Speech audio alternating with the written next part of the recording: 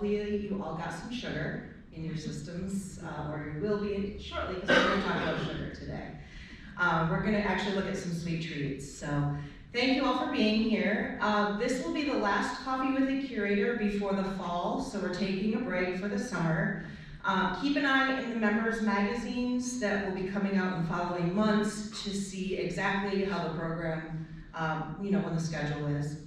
So we look forward to doing more of these, but we're gonna take the summer to focus on some other stuff. So I figured today would be a great sweet ending to look at some paintings that depict sweets. So food as a subject, well, I'll show you our first image here. By the way, I'm Sarah Kohn. I'm a Curator of Collections and Exhibitions here at the FIA. Many familiar faces. If this is your first Coffee with the Curator, welcome.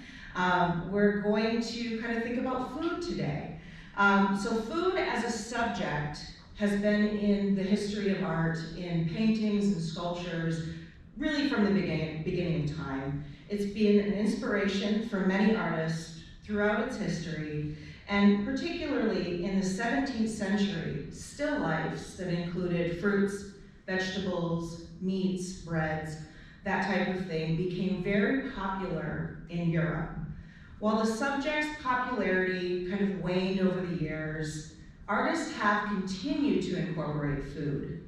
Big boom in the 17th century, kind of fizzled out. And then we see in modern art, a lot of artists revisiting this popular subject. So we're gonna start with Deborah Deichler's The Chocolate Thief. And the sweet treat in this is a little hard to see. I'll show you a close-up in a moment. But as the title suggests, we have a chocolate thief over in the lower left-hand corner. So in this painting, her choice of both subject matter and style have been profoundly influenced by the work of Northern European and Italian painters of the Renaissance and the Baroque period. So in high school, Deichler took art classes that ranged from oil painting all the way to printmaking. She had a really robust history in high school. You don't see that very often. She attended Philadelphia College of Art, obtained her bachelor's degree and teaching certification. And she was an art educator for a number of years and decided that really her passion was painting. So she went back to school and got a master's from the Pennsylvania Academy of Fine Arts in Philadelphia. Deichler's a contemporary artist, but her style is very reminiscent of the past. And she plans each artwork very, very carefully. Every single detail is almost, she obsesses over it. She plans the composition down to the tiniest detail and often lives with it before she even begins painting. So she'll assemble something like this in her home and then just sit with it for months and examining it before she even picks up her paintbrush. She sees herself really as a magic realist. So magic realism is a term that describes artwork that kind of merges the elements of realism or naturalism with the fantastical. So elements that are a little bit out of this world, a little maybe disturbing or mythological or dreamlike. In this case, I would argue that this is pretty realistic. You know, there's a little bit of magic here with our mouse who's getting away with the chocolate. But she incorporates these fantastical little elements in as many paintings as she can. So she likes to construct a reality that she calls, quote unquote, ironic, ridiculous, and absurd, yet one that is also playful. So in The Chocolate Thief, we have a little ridiculous moment here with our mouse who is stealing wrapped chocolate, and then you can see in the foreground there's one that's already been opened and he's nibbled on. So he goes directly for the good stuff, leaves the fruit and the bread aside. Here are a couple of other artworks by her. So you can see that still life is an important subject matter for Deichler. And these, especially the one on the left, is really emblematic of that magic realism. It's very naturalistically painted, but there's just something about it that's a little out of the ordinary. So we have a milk glass vase with flowers that are, some of them are kind of withering in the top. And yet it's placed instead of in a beautiful interior, it's in this mythological space. Clouds meander behind, and if you look closely, do you see the creature in the clouds? Okay, so we've got a little bit outside of the realm of reality. All right, the Reign of August. These two are not in our collection. I just wanted to show you for examples. It's a little bit more of a traditional still life. And still life paintings became really popular in the 17th century, where they tested an artist's acumen and their detail. And they, whilst kind of seemingly simple, they're incredibly rich with symbolism, and they take a lot of skill. For those of you who have taken art classes, I imagine one of your first projects was a still life. It's a very prolific technique in the history of art. And what we see here is Deborah Deichler really digging deep into this subject matter. But she also thinks about this in terms of something more symbolic. So for Deichler, her paintings are also seen as vanitas. So vanitas paintings, and some of you came for an entire lecture here on vanitas, so I'm not going to get too deep into that. But for those who are not familiar, vanitas is a type of still life painting that was exceptionally popular in the 17th century. Dutch painters included very heavy symbols within their still life, and they often symbolize the brevity of human life, the inevitability of death, the transience of earthly pleasures and achievements. This is a fantastic example of a vanitas still life that is in our permanent collection.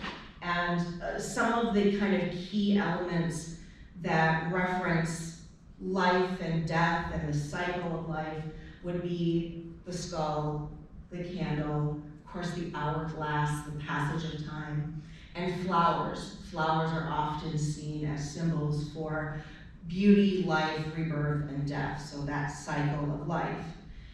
So Deichler was very familiar with this concept, and so in her artwork, she incorporates some of those symbols.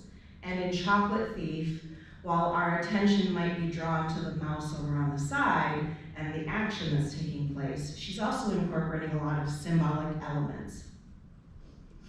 So, although in this painting, compared to some of the others we'll look at, sweets do not take center stage, it is merely part of a larger scene. So what we're looking at is the remains of an afternoon tea. The tea and everything is unattended, except for our mouse friend, who is our thief in this case. He eagerly nibbles away at the hunks of chocolate. What is missing is the presence of the human. We know there was someone there, they're no longer. So the person who originally partook in the meal probably left some time ago. Judging from the state of flowers on the table as well, there is a passage of time depicted.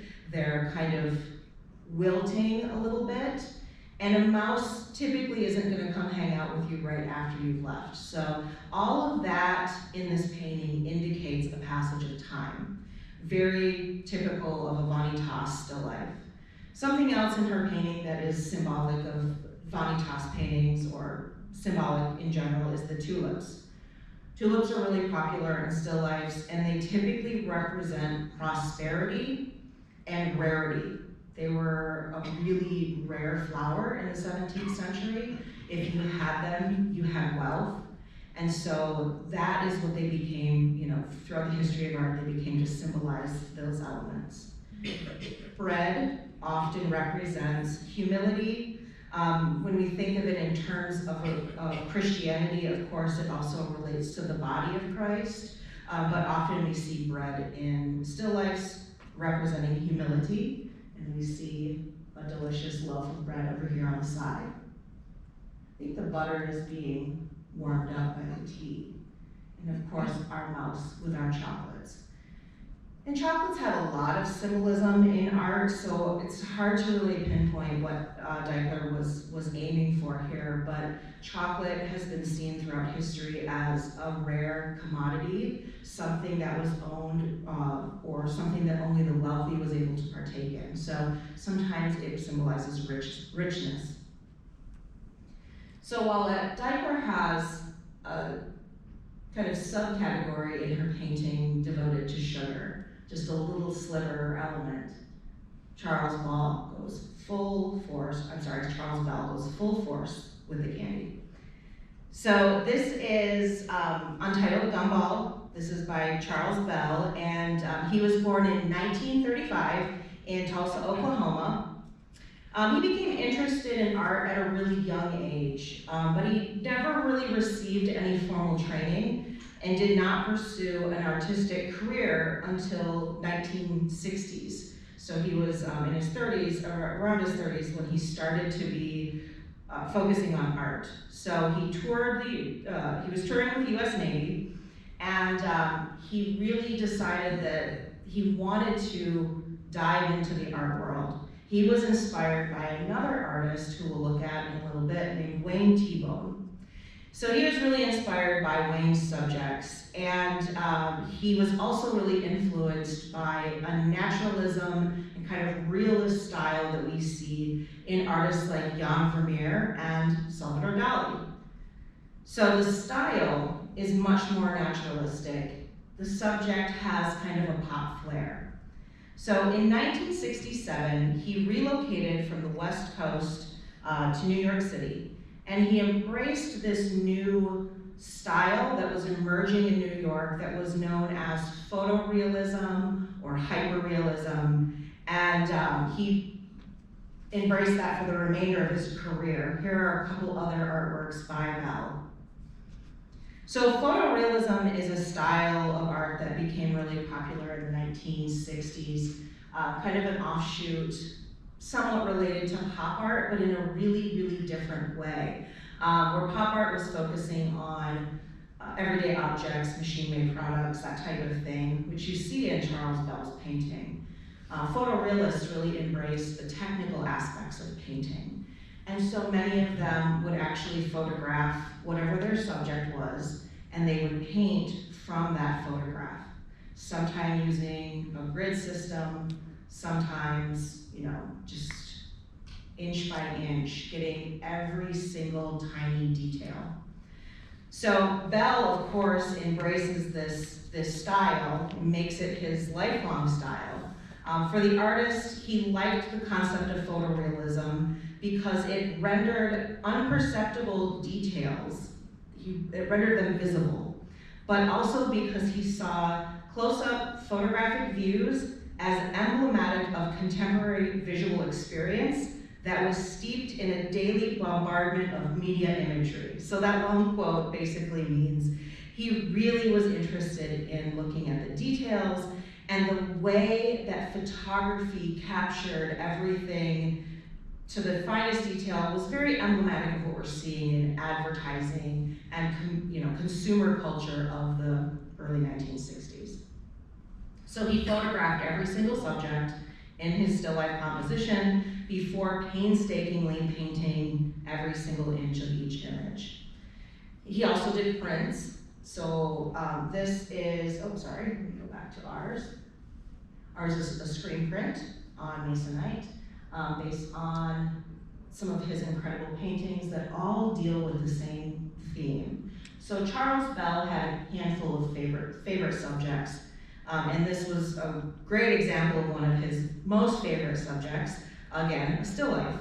Now this is a still life in a little bit of a different way than Deborah Deichler's Mouse Chocolate Thief. It is focusing on the bright colors, the bright colors, the shiny surfaces, the texture in things like candy and toys and other things that kind of relate to childhood. So they're typically familiar subjects, and they're derived from consumer culture, and they oftentimes represent play and joy. So they resonate with a broad audience. And by focusing in on a subject like this and painting it in a way that is significantly larger than life, Bell's paintings simultaneously kind of deny a narrative. You know, it's not a big scene where you're looking at all of the different elements, like Deborah's painting, where you could see, kind of create a story in your mind. Oh, this person had tea, they just left, the mouse came and ate the chocolate. By zooming in on these gumball jars, and by painting them very large, what he does is he kind of makes us hyper-focus in on less than, not really the narrative or the story, but really what we're seeing. So you're seeing the texture, you're seeing the bright colors, the shiny surfaces. For Bell, the subject matter is important, but he really loves you to focus on those formal elements of art. Texture, line, color, that type of stuff. So the perception of his technique, coupled with his exaggerated style or exaggerated size, often creates a sense of familiarity, but also a little bit uncanny. You know what you're seeing, but you don't typically see it on such a large scale, which is kind of disconcerting. It throws you off a little.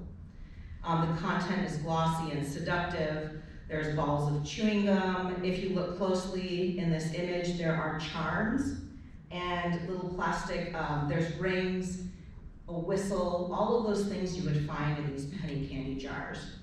They also can invoke memories. In a sense, this is also a little bit like a vanitas, the casual integration of these subjects or these objects that have a deep history. You might start to make your own symbolism, and you might start to think of your past. But they're painted in such a way that he really wants you to focus on what you see. A friend once said about this, his artwork, he said, I've seen Charles, before ever taking a photograph, spend hours under hot lights placing charms and gumballs in various combinations inside the machine to create this very detailed composition. So there's a nostalgia here, the colors are supple, the shapes are vibrant, and it's all about consuming, and in this case, consuming sugary, gumballs, and perhaps reminiscent of childhood. Same thing with these. We have other candy and some of the others.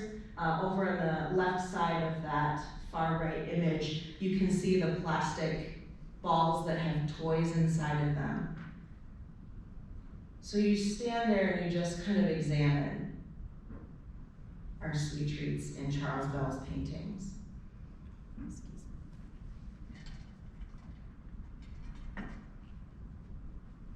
So this is Don Eddy.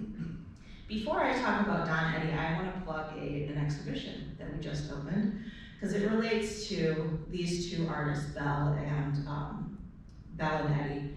So down in our Dow Gallery, which is down our contemporary wing, you will find a show called The Last Picture Show, and it is by another photorealist, although he doesn't consider himself a photorealist. His name is Rod Penner.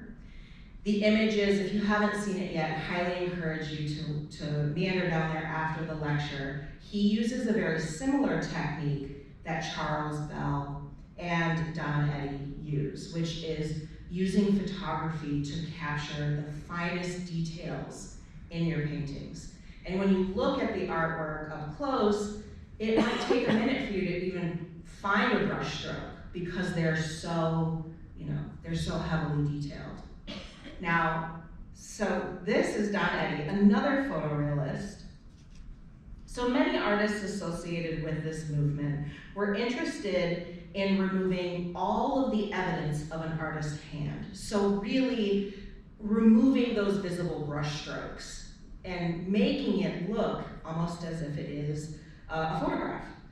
So they accomplished this by a number of different techniques. Don Eddy in particular liked to use an airbrush instead of a bristled brush. So when you use an airbrush, you're rendering those individual brush strokes indiscernible. In this painting, a Renaissance style image of the Virgin Mary is surrounded by putti, or small little angel figures. And they are kind of juxtaposed on top of them. We see random objects. There's a bowl of candy, there are vegetables, fruits, and cups. So all sorts of little objects. In this particular case, he really focused on some of the sweeter treats in life. And this is an interesting composition because you're bombarded with a myriad of objects that kind of instantly make you wonder how everything is connected. How are all of these elements combining to make a narrative? The previous two images we saw kind of had a straightforward story. This one is kind of out of this world and makes you think, why would an artist connect all of these images together? Don didn't ever talk about exactly why he did this. However, many critics have looked at the artwork from this series and said that perhaps these are the daydreams of a child.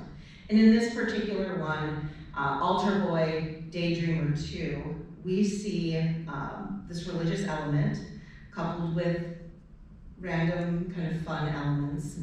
Perhaps it's the daydreams that an altar boy is having during the service of a church. But the artist himself never specifically mentioned what this means. There are a couple other artworks from this series, and you can see the same kind of concept is applied, especially to the one on the far right. So Jerome's Dilemma, same idea. You have an image of a figure from the Bible, and you've got superimposed on top of that a seemingly random collection of objects. Now the one on the right, Dreamer's Cabinet, it's a little bit more like a still life. We're seeing objects laid out on a shelf. Like the previous artwork, like Charles Bell, we are looking at incredibly fine detail. So these two are not in our collection. I just wanted to give you examples. This one obviously is in our collection. You'll have a chance to see it at the end up close. So the spacing is very odd. The composition is very odd, or I should say atypical. So if we think about this as a child's imagination, his mind is wandering in various directions while he's attempting to focus in on the surface and the words that are being spoken. As if the sky, these toys, the candy, the fruits and vegetables, they're elements that are kind of wrenched free and allowed to meander through time and space. And time and space in your mind, really. So the spatial complexity in this painting is also a little atypical. We're kind of bombarded with a lot of images that are very close to the picture plane. But the image itself is deep with the cloud. You imagine the sky is kind of never ending. The figure is floating in space, and there is no real connection to reality here. It's as if Eddie concocted this invisible screen. On one side, you have the historical artwork, kind of a trip back in time, and on the other side, you have objects from the contemporary world, or the present. So the painting kind of equally investigates space and physical space and the space of the mind.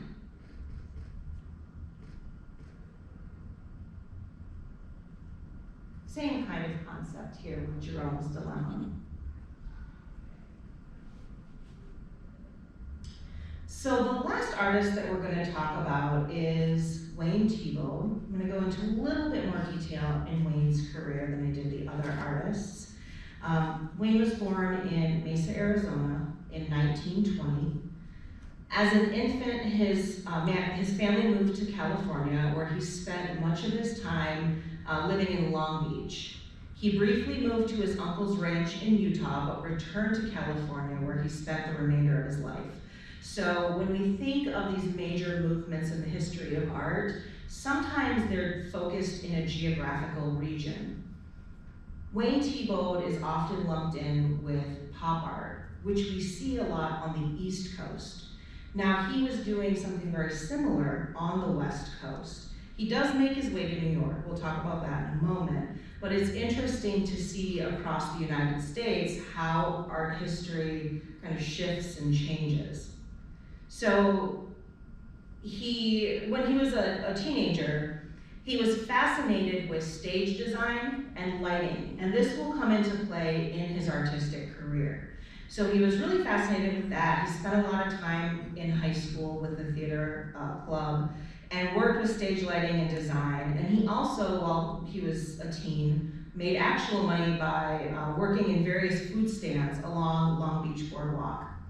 Both of these things would have an effect on his life. So he spent time in the food service industry, and he spent time thinking about lighting and composition. So he goes on to become a commercial artist, an artist. So like many artists of his generation, Thiebaud began as a commercial artist. He worked for Walt Disney Studios, Universal International Studios in Los Angeles, and other smaller companies before taking a position as he was the layout director and cartoonist for Rexall Drug Company.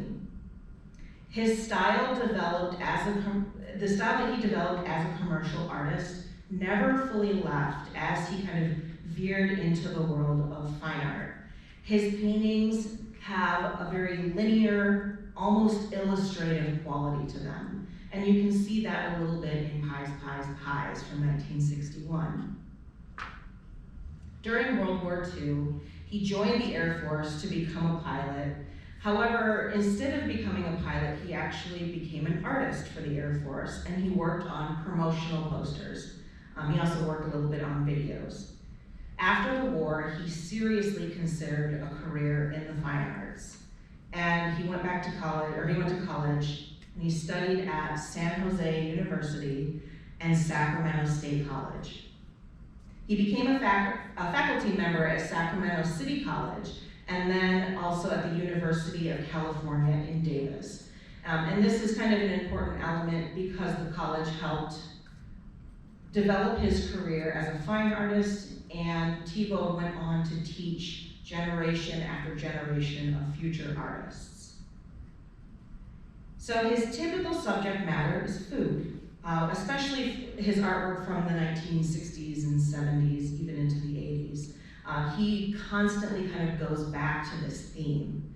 So when asked why he started painting this, why this subject, out of everything in the world that Thiebaud could paint, he said, because I was teaching, I gave myself an assignment to take basic shapes on canvas. Circles, ovals, squares, triangles.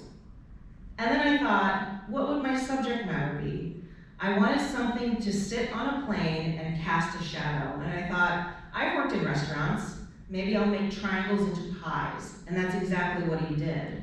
So these compositions kind of started off as an assignment that he was going to give to his future students. He really enjoyed the subject matter though, and he continued. He didn't think it would sell, he wasn't quite sure, but he honestly didn't care. He liked painting food so much that he just dove deep. And he said, I was going to paint what I really wanted to paint. Any subject matter for me that seemed interesting. I would paint any object, anytime, anywhere. And I've pretty much continued that. I've never wanted to get repetitive.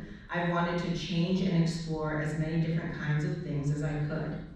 A little ironic because he makes so much of his career painting food, but it's usually different types of foods. So we saw pies in the first image. Now we see golden cake, which is the artwork in the FIA's collection. And in this image, you see him talking to one of his colleagues at the University of California Davis. They were going through artwork that he had made, thinking about what he might take to New York with him. So in the 1960s, early 60s, 1961 and 1962 were really big years for Thiebaud. They were important moments in his career. When he wasn't teaching, he was painting. And quite literally from what I read, he painted all of the time that he was not teaching. So he was working almost as a machine in the early years. So he had amassed a number of artworks, specifically those that depicted pies, cupcakes, club sandwiches, barbecue chicken, that type of thing. He had amassed this huge collection of them in the early 60s, and he didn't quite know what to do with them. He was given a stipend by UC Davis to spend some time in New York City in the summer. So he loaded his car up with every painting he could possibly fit in, and he drove across country. He drove to New York. He met with the Allen Stone Gallery, and the Allen Stone Gallery is no longer functioning, but they had a long career in New York City, and they gave him his first solo New York exhibition. The show sold out before it even opened. Everything in the show was purchased. And the photograph on the left is Thiebaud at the Stone Gallery in 1962. So I don't know if this was before the show opened or after, but he's seated on the ground in the gallery in front of one of his paintings.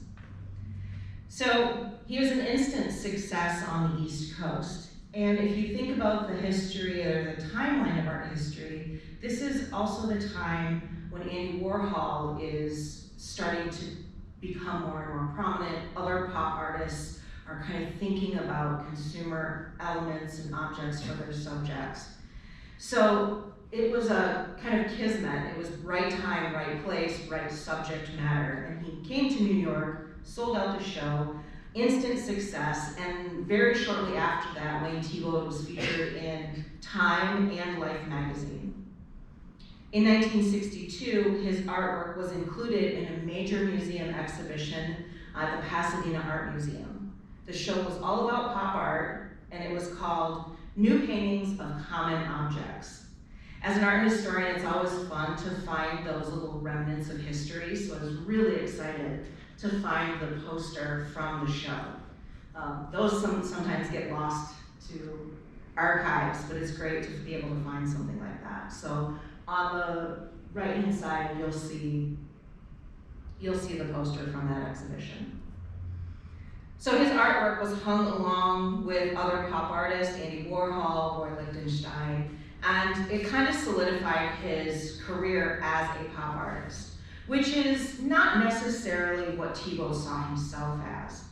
In the study of art, we often create groupings. So we create these groupings based on maybe things like style, subject matter, a specific point in history, and for all intents and purposes, Thiebaud would be considered a pop artist.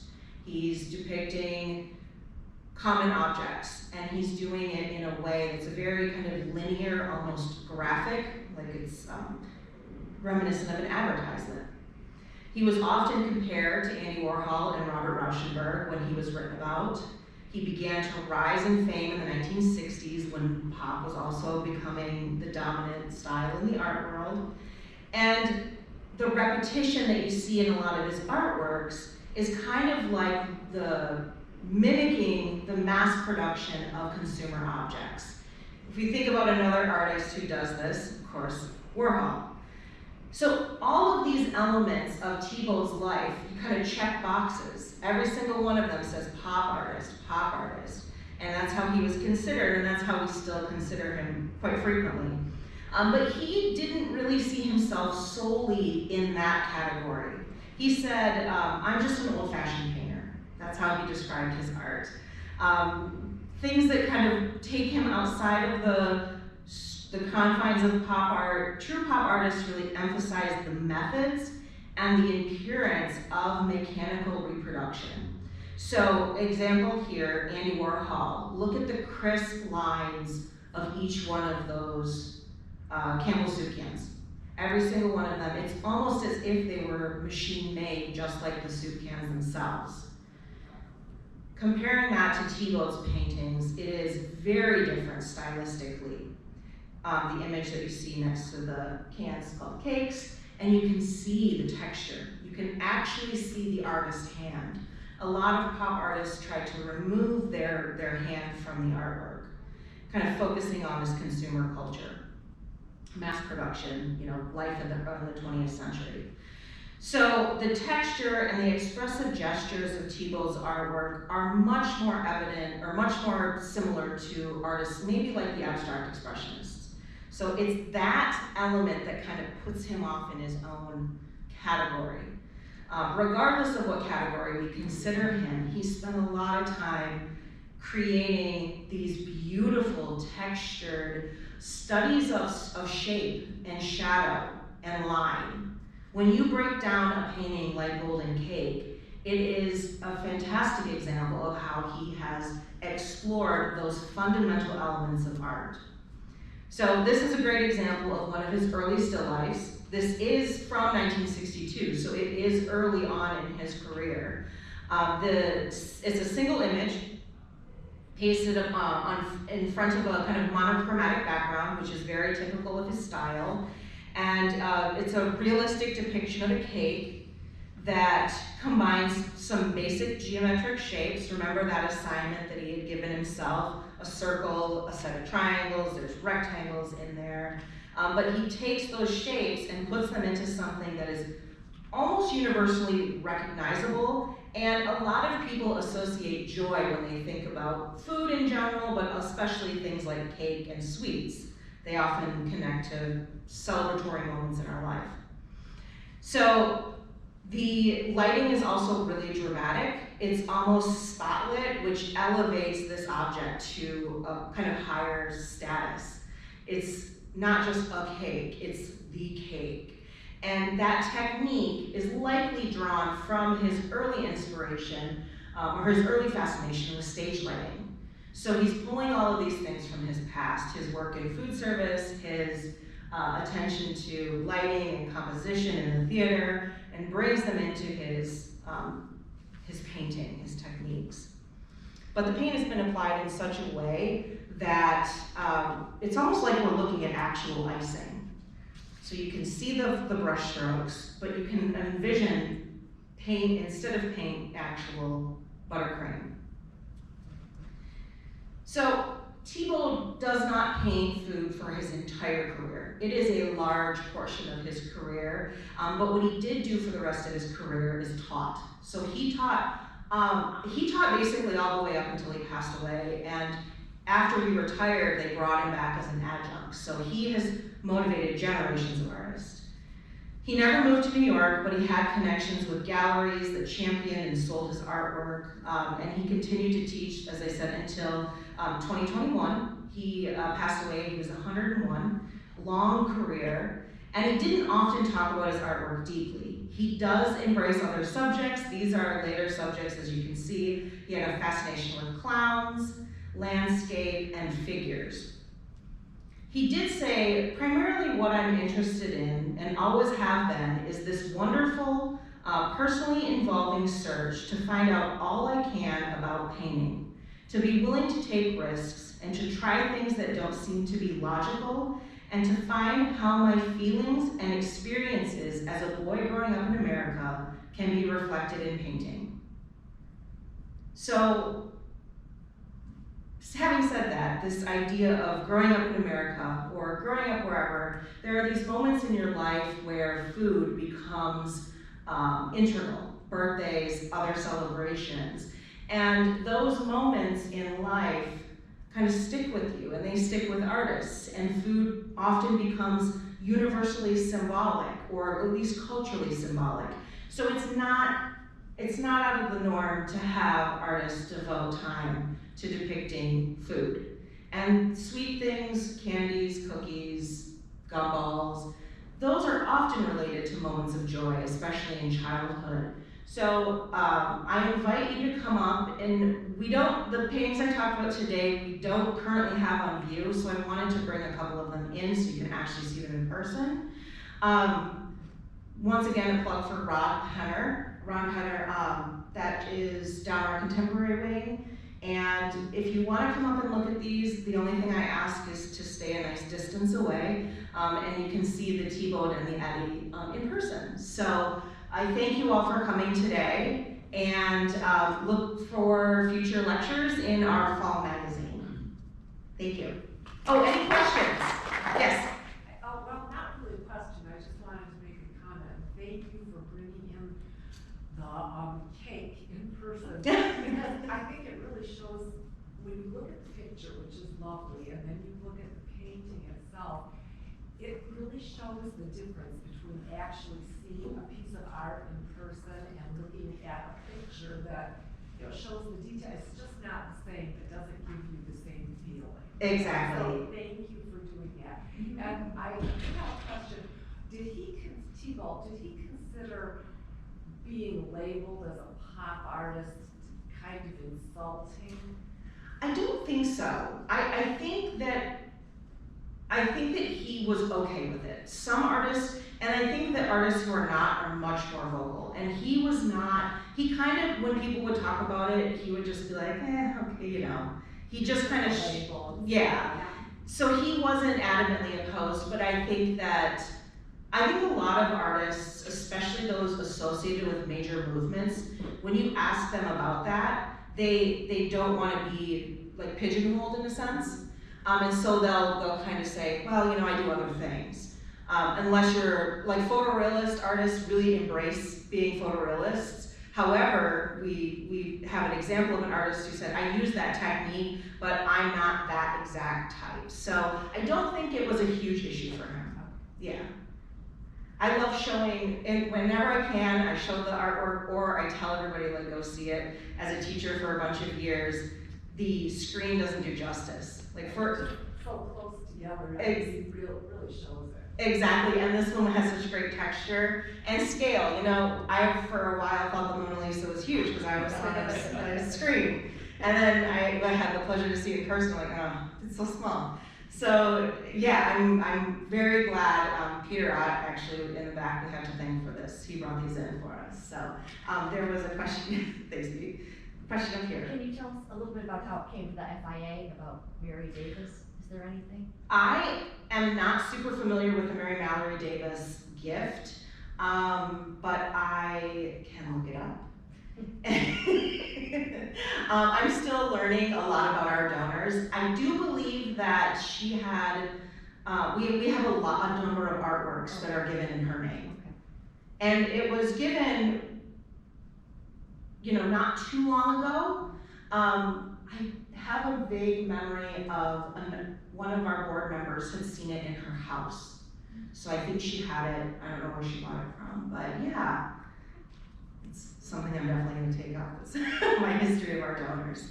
Any other questions? Well, thank you all for coming.